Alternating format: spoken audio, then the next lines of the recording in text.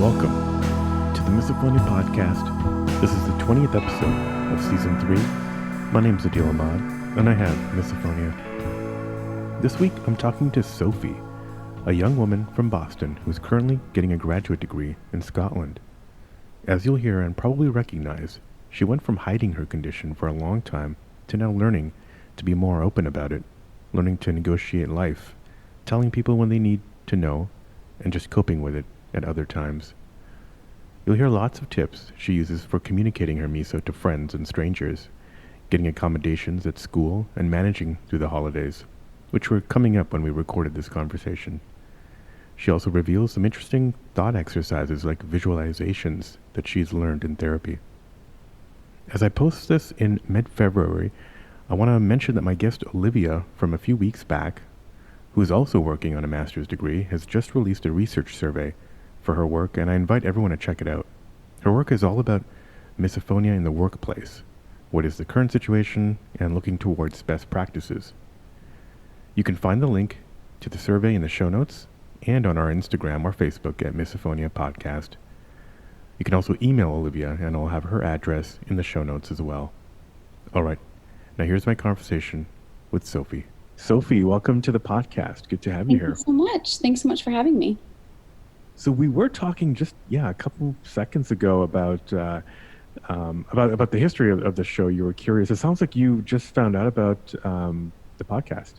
Yeah, so it's been taking me a while to really, I guess, accept the fact that I even have misophonia and want to talk about it, because for a while I just thought, in proper fashion of myself, I just kind of handle things on my own, and I don't really like to involve others or anything like that. I just was thinking, I'll soldier on by myself and try and figure this out, but I never reached out for resources. I never talked to my friends, and so I think to an extent I'm still just dipping my toes in the water of the community of people that have misophonia and just trying to learn a bit more. So I've only recently been following people on Instagram and, finding websites that are really helpful to me. So when I found the podcast, it was just something completely new. So I'm happy to learn more and to talk to people, because I do find that, I know you had mentioned this earlier, we are really so alike, and to hear stories of people that are so like me,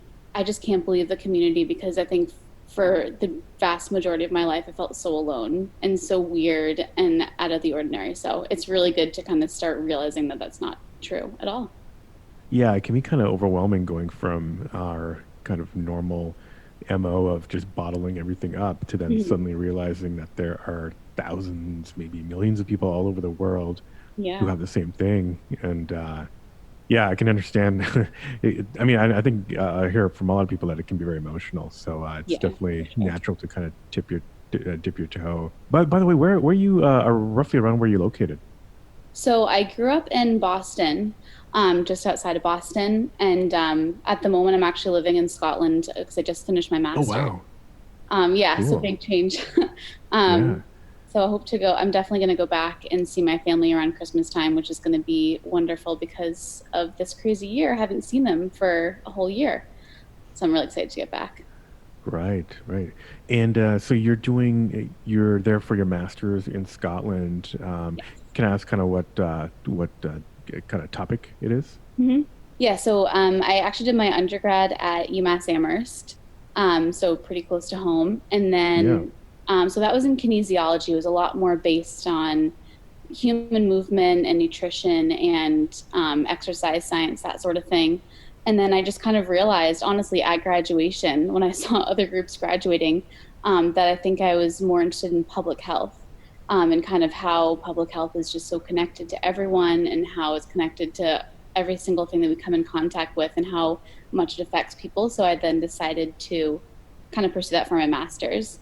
And I chose Glasgow because of one of my previous work experiences. I worked at a summer camp for, I want to say maybe 6 or 7 years, a long time. And they hired a lot of international staff. And through them, I was able to meet people from Scotland, England, just all around the world, mostly the UK and Europe. So that kind of made me think that it would be fun to go be close to them and spend time with them. And I had visited them already. So I had kind of gotten a little bit of a taste of it over there, and I loved it. So I stayed. Yeah. Yeah, no, that's very cool. Yeah, And yeah, public health obviously very topical issue this year. definitely. And did you was it much of a transition going from and we'll get into all the Yeah. miso stuff at home as Mhm. well. I'm curious, did you, was there any kind of maybe difference in kind of how you're handling your misophonia over there? I think in general, as we probably all experience, any stressful time really brings out the stress of misophonia. Mm-hmm. Oftentimes, when you're overwhelmed and feeling very much like there's new experiences going on. Of course, I definitely felt that. Um, but I kind of put it on the back burner in a weird way. I think that I was so focused on getting acclimated that perhaps to an extent it wasn't really the first thing on my mind, thankfully. And also, while I was living here, I lived with my best friend who really, really understands it. And I've been able to talk to really openly about it. So I think that gave me a little bit of a sense of security that, while things are really different for me right now and I'm finding my feet, I still have someone that I live with where if that stress was getting to me with misophonia, with anything, I could lean on her. So that was really, really helpful. Yeah, that's interesting. Yeah, I was obviously, yeah, there would be a lot of distractions. Yeah. And yeah, I was curious because yeah, because if you're doing your master's, you probably have a little, obviously have much more freedom than when you're studying in like high school Mhm. or something. And Yeah. we try to tell people that as you get older, it does get better. You have more ways to Mhm. kind of control your environment, and Mhm. yeah, I think it's definitely the case. And yeah, it's great that you're kind of with your best friend. Mhm. Um, did is this someone that you've told like when did you know that misophonia was a real thing? Well, I kind of describe it as I realized I think that I was, I guess, different, that something was triggering Right. in general, probably when I was about 11. It was actually the first time I came back from summer camp. I had been away for 2 weeks. And then I came back and sat down for dinner with my mom. And then, interestingly enough, I realized that the sounds she was making wasn't bothering me. I thought that that Hmm. was weird because, of course, that meant at one time that really did bother me. And while I was at camp, I had a break from that because there's constant noise, constant hustle and bustle that the whole everything around mealtime was quite loud. I couldn't hear any of the things that normally triggered me. So when I was 11, I kind of was like, oh, when I'm here with my family in a quiet room, those sounds normally do bother me. And it did come back after kind of being with her for a while. But then I didn't even really have a name for it until I went to school for the first time. And my one of my really good friends from freshman year said like, "Oh, I have something called misophonia, and I struggle like these certain things are really triggering to me." And I was like, "Oh my gosh, you're describing me right now," and I Yeah. didn't even realize it had a name. So I think from there that was the springboard to where I mean, to an extent, was able to say, "Oh, that's bothering me. I bet that's because of that. This is bothering me," and I was able to more pick out those things as, no, that's not like everyone. That's something that's unique to me, and not everyone also has those reactions to certain things. So, It's kind of funny. So you when you came back from camp, mhm. it was the not noticing the sounds was what kind of Yeah, made yeah, you okay, interesting, kind of a yeah. I think having reverse that break, identification. yeah, Yeah. it was very odd. Of course, it came back in time, but that one Right. meal was Yes. blissful. Yeah. And then you said it was that in college that that person told you that they had misophonia, Yeah, yeah. and that's when you okay, gotcha. Um, And yeah, so yeah, what was that was must have been obviously a revelation. Did you start to kind of Yeah. really, is that when you just start to kind of really do some research and figure out like start connect the dots of your entire kind of So history? not really. It took me a long time. As I Or said, you right, you were kind of dipping your yeah, toes, right, exactly. yeah, I think for a long time I was just like, okay, this is happening, and maybe, this does sound like me. I'm gonna kind of keep an eye on it. But I think I know you had mentioned that people often say that it gets better with time. Obviously, hmm you have more coping mechanisms and you learn more about yourself. But what I did initially, which I think was probably a bad idea, when I Googled it, I found a lot of websites and things saying that it got worse in time. They're like, when you get older, you develop more triggers. And yeah, that was very ominous to me. And so I think that to an extent, I was like, okay, well, I'm just going to have to get older and it's going to get worse. And it sounded so, yeah, ominous. And I really didn't want to face it. So it took me a while to really, for myself, want to like take control of that side of like my mental health. So, Yeah, no, I do want to be honest that pretty much everyone says that the number of or types of yeah, triggers do increase, and you get the right. visual triggers and all that stuff, but purely at least on the management or coping side, Hmm. just having more freedom as you get older until you get in the work environment, and then that kind of all Yeah. bets are off, kind of thing in some Yeah, situations. But right. yeah, just in the coping side, you're an adult, you have a little bit more freedom. Exactly. So. Exactly.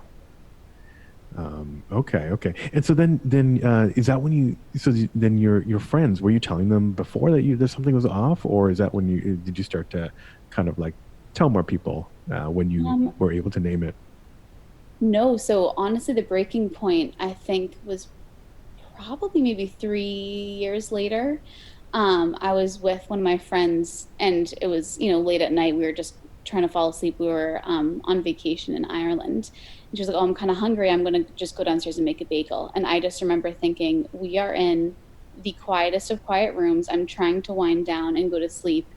And that's just going to absolutely set me off. I just felt so uncomfortable.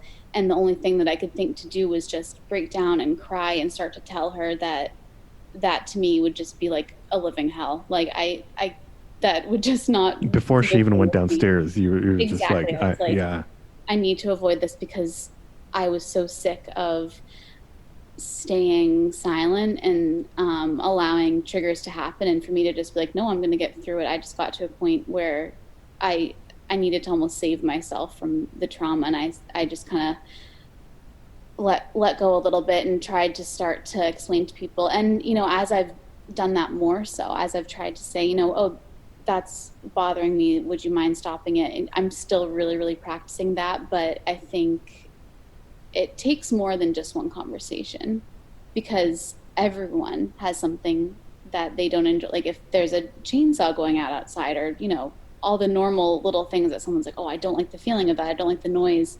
Everyone can name something that is bothersome to them, but I think it takes continued conversations for your close friends and family to really understand that this is more than just something that kind of bothers me a little bit sometimes, or oh, I don't prefer that. It's really something that you need to educate them on, I think, more than once. So that's why continued conversations are really so vital. no, you're right. I think it's such early days that you're right. Mhm. It doesn't get understood at that first conversation. And I'm sure, honestly, like 100 years ago, depression was like that, Yeah. where it was just kind of like this person's sad. Oh, well, Mhm. not quite when they're kind of, taking certain Right. actions against themselves or whatever. Right. Um, are there any kind of like lessons or tips you've learned about things to say, things not to say, how to kind of approach it? I think I'm probably still learning a bit myself. Yeah. But I think just the best thing to do, I was talking to my therapist about this, is not just to say, I'm like, would you mind maybe like spitting out your gum? That's bothering me. It's more of to give it a name and say, do you know what? I actually have a neurological condition that makes sounds like that really, really bothersome to me. First of all, giving it a name and acknowledging to that person that it's a really big deal to you, that it really, really matters to you. And of course, in the hopes that you are surrounding yourself with people that are supportive to you and that want to listen to you, and they're really good friends, they'll understand that it's not just something that they may also relate to, where they don't like the sound of something. It's really something that goes a bit deeper for you. So I think that the more concise you can be and give them the cold hard facts right away, then they might take it really seriously. I'm starting to do that. I think versus just saying, "Can you stop that?" or even worse, just kind of staying quiet. Yeah, I think making it, basically coming out up front and saying, "Hey, this is like a, an NIH recognized medical condition. It's not Yeah. just that you're too loud, or it's not Right. even like nails on a chalkboard. Yes. It's much worse." Have you ever had like any pushback or kind of like a shrug or a sigh? Um, Not really. I think it's more in my head. I build that up and I always think that's going to happen. But often people, like I said, I'm really, really grateful and lucky to have people that are so supportive around me. So whenever I mention something like that, they really have met it with a ton of support and a ton of understanding. So thankfully, no. I don't know what the story would be if I was saying the same thing to a stranger. I've never encountered that situation, or a very new friend or someone that I don't know very well. I might expect it more there, but thankfully not so far. Yeah, yeah. Most people have a fairly positive experience, but yeah, but it can be exhausting. Like if Yes. you're getting negative reactions, and then that kind of Yeah. like makes people kind of not want to talk about it anymore, and then that can Yeah. lead down kind of a downward spiral there. What about in like school? Have you ever gotten any kind of accommodations, like asked a teacher to kind of let you wear headphones or something like that? Yeah, I did actually in grad school. We back in the time when you were allowed to sit an exam in person, I first off in the beginning of the year registered with disability services, and kind of had to explain to them there why I thought that I needed a little bit of extra support, because it is kind of uncommon, and I don't think a lot of people would necessarily register with disability services for that, but Hmm. it really worked out in favor for me, because while I was taking my exams, I was able to wear earplugs. So I would just show up to my exam, they would have them there for me, and I would have, a desk allocated to me. And that just really helped me, because on top of preparing for an exam and having the anxiety of, will I remember this information, and will I know what I'm supposed to be doing and what I want to write about or talk about, I also had the added experience of, okay, well, what if I get there and someone near me is clicking Yeah, their pen? What if someone near me is chewing gum, and I can't just stand up and be like, can I move seats? Because that's not going to make sense. That's If I say that, why can't anyone say that? Why can't someone else, make those accommodations as well? So I really had to take it that step further to say, no, I need these specific things to be able to perform like everyone else, and kind of give myself an even playing field. So that was super helpful. I'm really glad that I did that. yeah. And were they? Was it kind of visible? Like you, or like there were other people in the exam room too, as you were kind of Yeah. getting your earplugs and yeah. That's. I mean, that's. I think that's great to have that like visibly, like have people see that and that's Yeah. normal. That Yeah. you can have a condition, tell people, tell the proctor or whatever in advance, and then Mhm. actually like be moved somewhere. Exactly. And That's I think a it's great step to worth it. normalizing it. Yeah, it's so worth it. Yeah, like you said, to normalize it, because I don't think, first of all, people really noticed or cared as a result of them just being so in the zone. But of course, if anyone asked, of course, I'd be happy to answer the question. But again, it's just so worth it to me. It was so worth it to be able to block everything out and feel like I was in control, and it wouldn't matter if someone saw me and snickered at me, whatever, and thought that was kind of odd. I genuinely, Yeah. it, yeah, it really helped. No, that's great, and yeah, it helps you, and I think it helps. I mean, there could be someone there who also has the issue and just is kind of maybe for not as far along in the awareness journey as you are, Yeah, so it could help other yeah, people as well. I hope so. Have you met other people other than that person in college that kind of told you about that it had a Mm. name? I um truly not that many people. It's really been helpful for me, like I said, to have um Instagrams to reach out to, and Yeah. like Facebook groups. Even there's a ton of people like that. But most notably, my I know my dad struggles with it, because I remember as a kid, we would have like, I don't know, like those the fruit stripes gum, and it was our favorite. We had like Hubba Bubba. We would have all the Oh candy, yeah. like, the good old days. And my mom would Mm-hmm. just say to me, you really can't have that around your dad. And I was just confused, like, why? Oh. Why does it bother him? She's like, I don't know, it just does. And it was always something that she really made clear for us, that it was hard for him. So I know that when I talk about it with him, he understands a bit more. We don't necessarily get into the trigger talk of what things are triggering for him. I don't necessarily want to pry, because I think to an extent he, maybe has a handle on it for himself. He's gotten to a time when um, things are a little bit more manageable, but I definitely don't. Um, So it's not like you guys are talking about, hey, this is funny. This is what I found Right. online, and we're Yeah, it's not blah blah blah. It's an open more, conversation, right? yeah, yeah. It's interesting.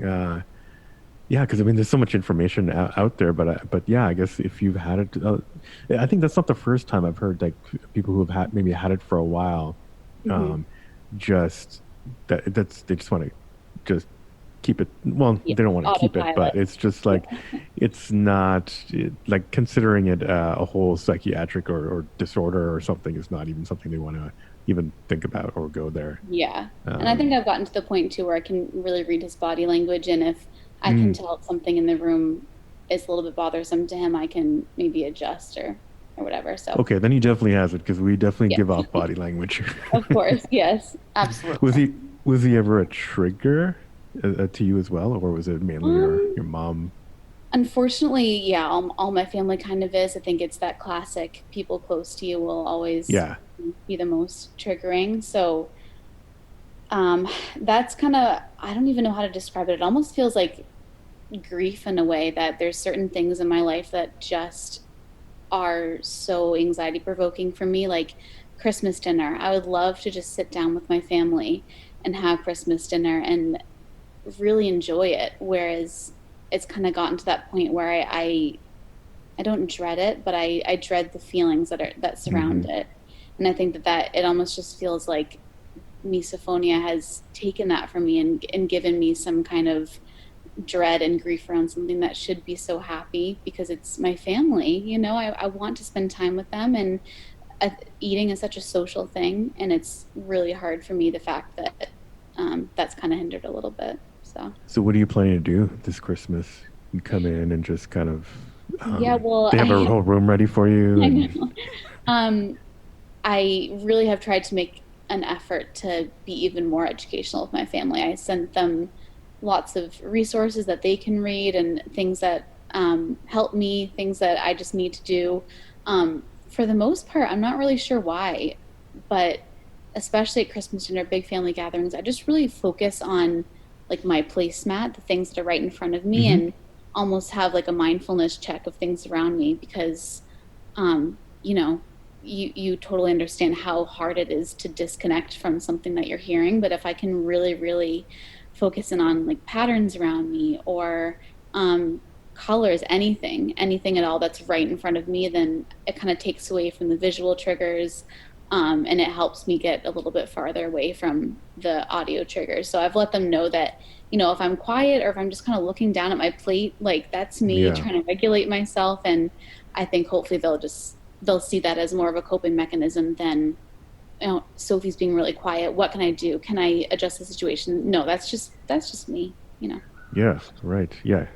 No, that's great. Having a distraction.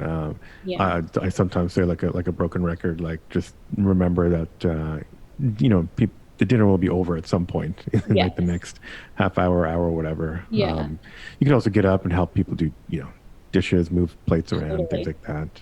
Yeah, I'm huge for that. I'm huge for, I think I almost kind of have masked it as being a hostess or like, oh, let me take your plate. Let me get hmm you a drink, and I Get your love drink, to. take a shot myself. Yeah, Yeah, uh, exactly. I try and be involved, and that way I don't have to be sat in that one seat. I can kind of be flowing around, and that also helps me regulate. And I've let them know that too, and all my friends know that too. Where if I'm playing the hostess, yes, I'm being kind, but it's what I really want to do and need to do a lot of times.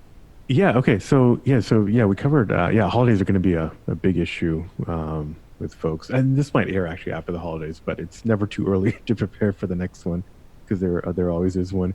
But outside of holidays, and maybe even like outside of like exams, like what are some of your kind of go-to coping mechanisms? Yeah, definitely. I think there's always new things to try, and I've definitely tried a lot of things, but um, my holy grail, especially for university and things, but when I fly as well, I invested in some really, really good noise canceling headphones. I don't know if anyone has these, but they're called the Sony WH-1000 XM3. It's kind of a mouthful, but they're really good noise canceling headphones. I know that a lot of people on the autism spectrum also really turn to them to help regulate and really um, unpredictable situations, but they're so good, especially like I said, for traveling, because you can kind of cup your hand over one of the ears, and it will allow you to hear the sounds around you. So like listening for your gate number, listening for announcements on the plane. So you can be Oh, totally noise canceled out, and then just with one little touch, you can kind of check in with things around you. But other than that, it really does help. And it completely saved my life when I was doing my dissertation. People in the library, typing, eating, I couldn't hear a single thing. I could sit anywhere I wanted. And it honestly was like emotional to me at times. I just felt so yeah. normal. And so those have been my lifesaver. But if I do find myself in a situation where there's been a big trigger and I'm really struggling with some big emotions, I just kind of spend time by myself.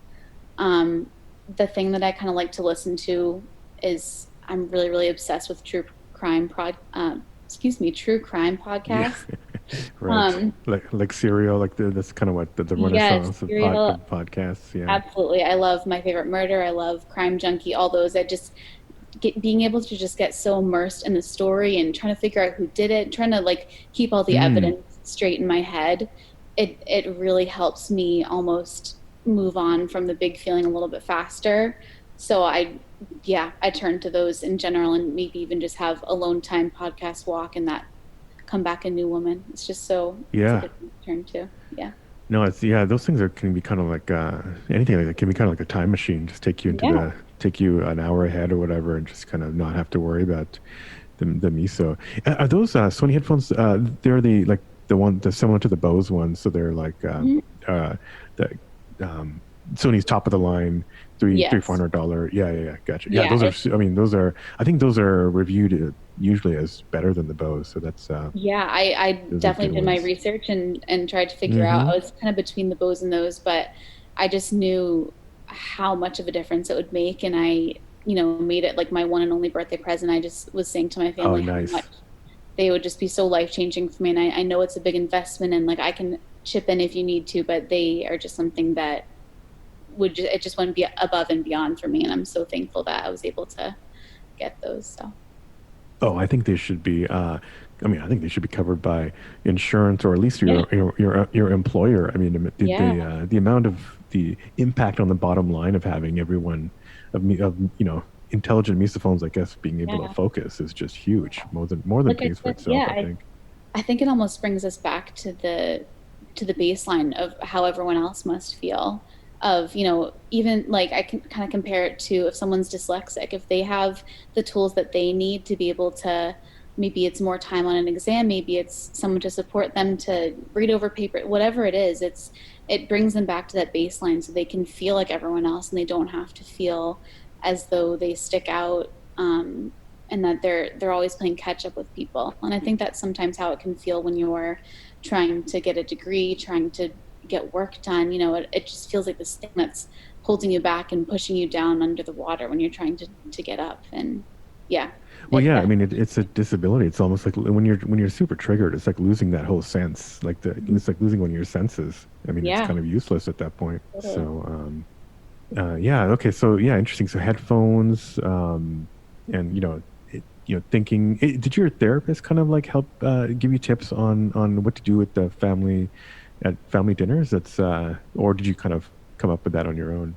um that part was kind of my own, just with Hmm. trying to hyper focus on something. But one piece of advice that she gave me that definitely takes a lot of training and practice was, maybe if you wear a necklace, or if you have something on you that you always have, or maybe you can even like um lightly pinch like the skin between your thumb and your pointer finger, just something that you can always have near you, and associate it with something that is just a moment of complete calm. So Mm. um, I really love to sail. And so I was thinking of moments where I was on a sailboat and it was sunny and there was just waves all around me, and it was just absolute bliss. And so she said that something I could do was, whenever I reach for my necklace, I can think of that time sailing and on a really just beautiful day. And so then, of course, eventually, if there was a point where I was feeling triggered, I could go back and just reach for my necklace, and that would begin to associate those happy feelings for me. I'm still practicing it. It's not my favorite, but I know that with a lot of dedication, that can really be helpful for people. But she definitely noted that education is big, especially because she knows that that's hard for me to talk about. That the more I can educate people as well, that in time will kind of give me some help, hopefully. Yeah, so it sounds like a common theme is like trying to educate people around you to kind of help Mhm. have them help you create an environment for yourself, but as a backup, just try to mentally escape the situation by Yeah, just kind of visualizing or focusing on something else. yeah. Yeah, Mental visuals are huge for me.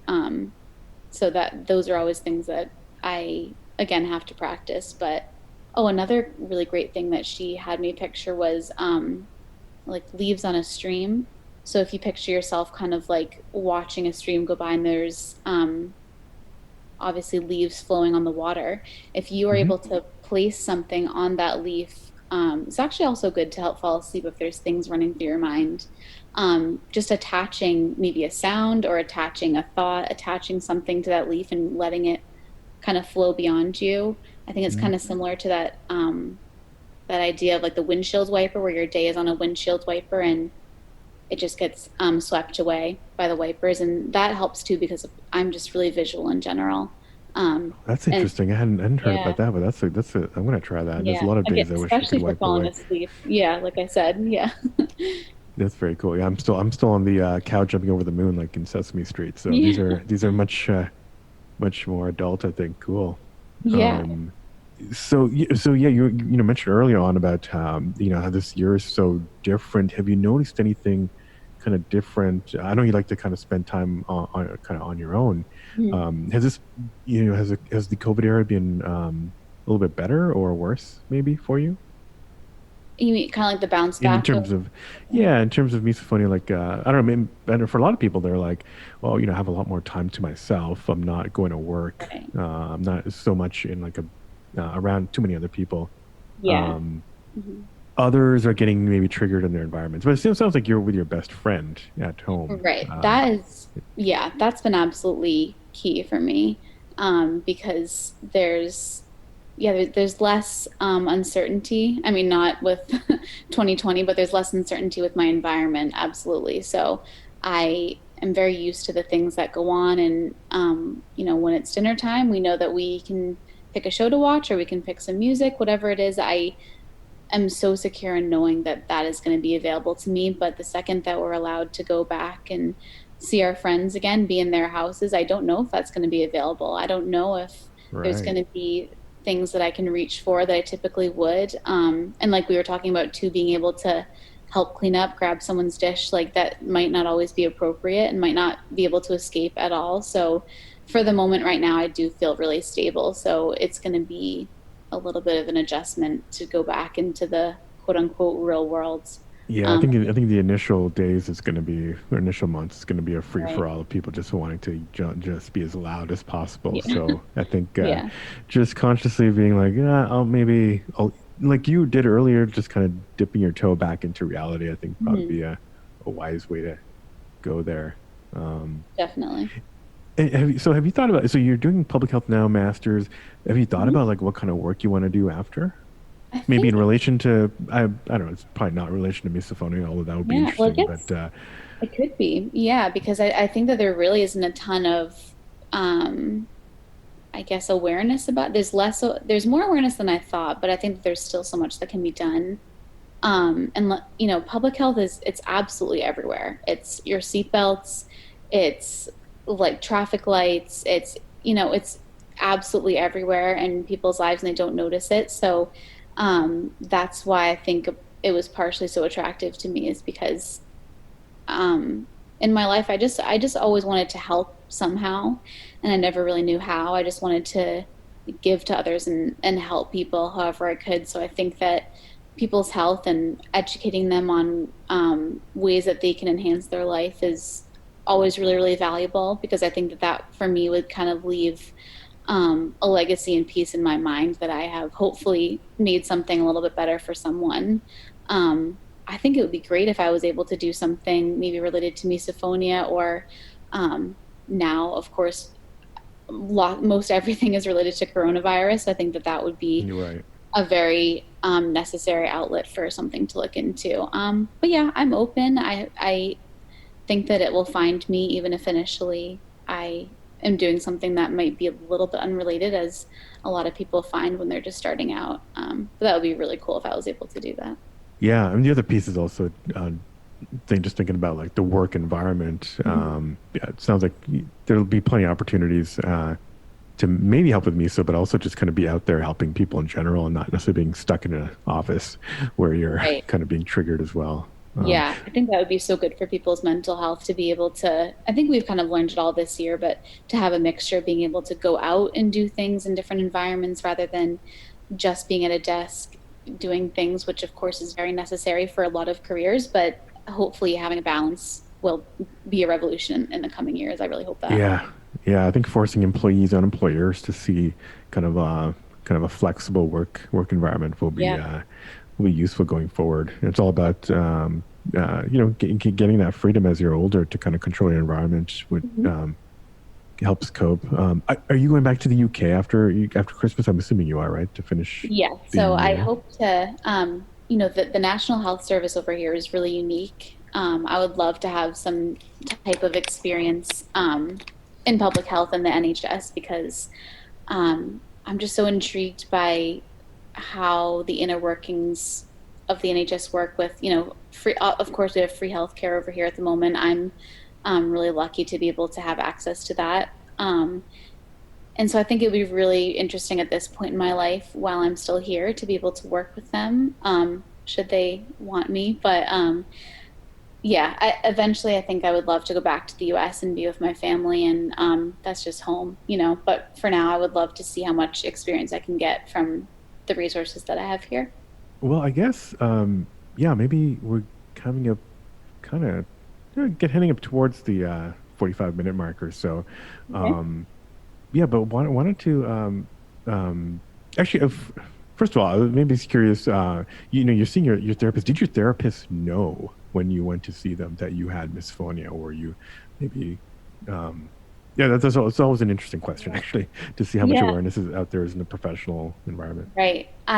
Interestingly enough, I've never met my therapist. It was at a very critical time when everything was kind of becoming remote. So, what I did when I initially got here, um, I, I guess, so I was talking with my best friend Emily, and she was kind of maybe trying to explore the fact that misophonia might fall under the eating disorder category, and I was kind of intrigued Mm. by that because I never really thought of it that way, but I kind of could see how, a relationship with food, it is, maybe it's in that category. So I was thinking, okay, maybe there's a therapist nearby that specializes in eating disorders that might confirm or deny that that was true. Um, and so I found a place in Glasgow that's called, oh, I'm going to forget the name, but basically it's a group of therapists, all specializing in eating disorders. So I just reached out to one, and it ended up being a really great match. I absolutely love talking with her. And so, yeah, from the start, she knew that I had misophonia because that was really the main motivation for me reaching out to her. Um, and I think that in the future, that would be key because, of course, things happen in people's lives and they always need support from others and certainly at times from therapists. But that is just, it's just such a vital part of my life that is always stressful and always triggering that I think going forward, whether I find a new therapist, I mean, I think that's always going to be one of the first things that I talk with them about because it's always really, really helpful for her to know that if I'm stressed in one way, maybe it's because of that. Or, if I have a coping Yeah. strategy for just generalized anxiety, maybe that's something that could be applied for misophonia as well. So I think it's so important to have that connection. Yeah. Oh, that's interesting. So you did seek out this therapist Yeah. because of misophonia.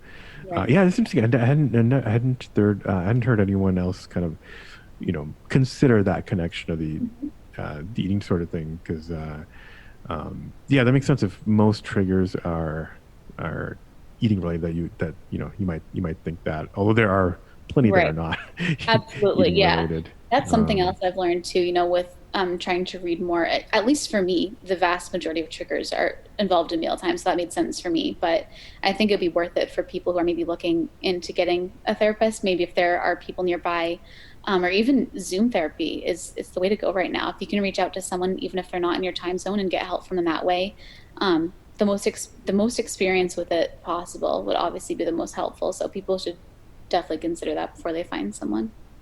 Yeah. Right.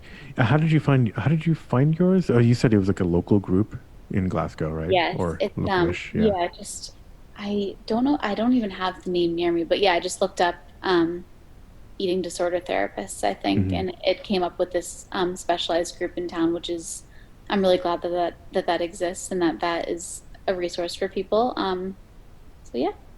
Well, yeah. I guess you're relatively you're dipping your toes into the community, Mhm. and yeah. Just I don't know. I guess as we wind down, I'm just curious if maybe also with your public health background, is there anything you kind of want to tell people who are also kind of maybe in your shoes, who are just kind of dipping their toe? No, they have it, but they're dipping their toes. Kind Right. of want to let people know about dealing with it. Yeah, I think that as you kind of go forth and start to research it, as you maybe get books or find websites, take things with a grain of salt because, like I said, when I was first trying to learn and understand about it, a lot of it really is scary, but a lot of it might not apply to you, and a lot of it might not ever be something that you have to consider.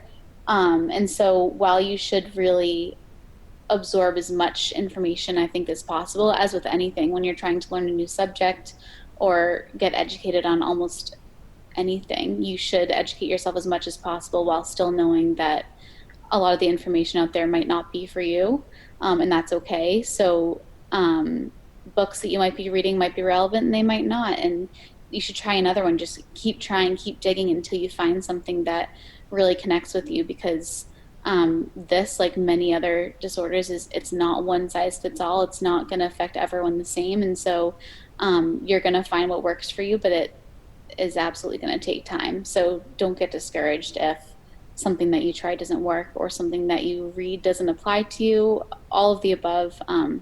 Just keep reading, keep going. Yeah, that's smart. Don't do a bunch of Google searches and YouTube Yeah, searches and assume you're going to get the whole thing in like half an hour. It's right, tempting to kind of like keep going down a rabbit hole when you first right. hear it has a name. I think everyone does that, but just Mhm. let it kind of by osmosis, just kind of let it seep into you. Talk to as many people as possible. Yeah, Listen to as many of these episodes as possible because we kind of yeah, like hit the age gamut, hit the background gamut, hit the trigger gamut. The the whole spectrum. So yeah, take your time and it's it's life changing once you realize what it is, and then you can kind of yeah, hopefully take control of it. absolutely, absolutely. Cool. Well, yeah, I want to say, well, good luck at when you come back for the holidays. Thank you. Welcome back, and I hope you don't have to quarantine too long or anything. But Yeah. I'm sure it'll be great holidays. But yeah, thanks for reaching out. How did you find this particular Instagram account? I'm just curious. Maybe I just through the believe, hashtags or whatever. yeah, I believe it just Yeah. kind of, when you follow one Mm. misophonia Instagram account, it kind of suggests other ones. And I was just so thrilled that there is a podcast. I think it's great, and I think you should just keep going. And thank you for Oh all that yeah. you put out there. Thank you, Sophie. Some really interesting coping exercises there. I hope the rest of your school year back in Scotland is going well. If you're enjoying the shows, don't forget to leave a little review on Apple Podcasts. Hit me up on Instagram or Facebook at Misophonia Podcast or Twitter at Misophonia Show. Music, as always, is by Moby. And until next week, wishing you peace and quiet.